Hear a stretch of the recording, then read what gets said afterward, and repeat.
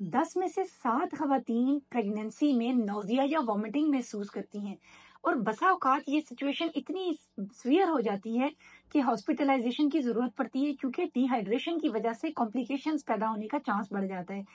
Cambridge ने एक नई रिसर्च कंडक्ट की है जो कि कुछ साउथ एशियन कंट्रीज में और कुछ यूरोपियन कंट्रीज में मिलाकर सैंपल लिया गया मुख्तलिफ खवातीन का, और ये पता चला कि इसका रिस्पॉन्सिबल एक हार्मोन है जो कि एक प्रोटीन है जिसको हम कहते हैं GDF15। ये हार्मोन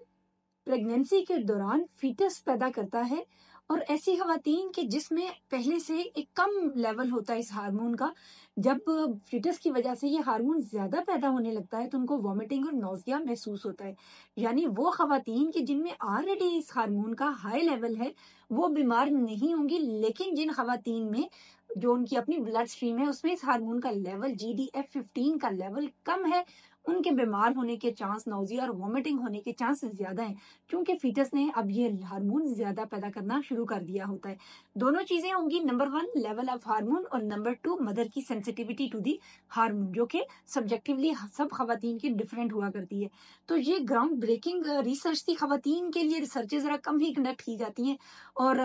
यूजुअली लोग कहते हैं कि इट्स जस्ट अ सफरिंग और ये ऐसे ही होता है, और उसको हम जो एक तरह से बायोलॉजिकली ट्रीट करने की बजाय और मेडिकेशन की बजाय ज्यादातर ये सुनने में आता है कि कोई नहीं, ये तो ऐसे ही चलता आ रहा है, और उन पर तवज्जो नहीं दी जाती है। लेकिन अब हम देख रहे हैं कि ये एक चेंज है और इस किस्म की रिसर्चेस हो रही हैं। तो ये जब अब हार्मोन डिटेक्ट हुआ है तो हम ये कह सकते हैं कि जो बच्चा मदर वॉर्म में ग्रो कर रहा है और माँ उस हार्मोन के लिए यूज टू नहीं है, तो जब वो एक्सपोज होती है उस हार्मोन के लिए तो वॉमिटिंग और नौजिया महसूस करेगी।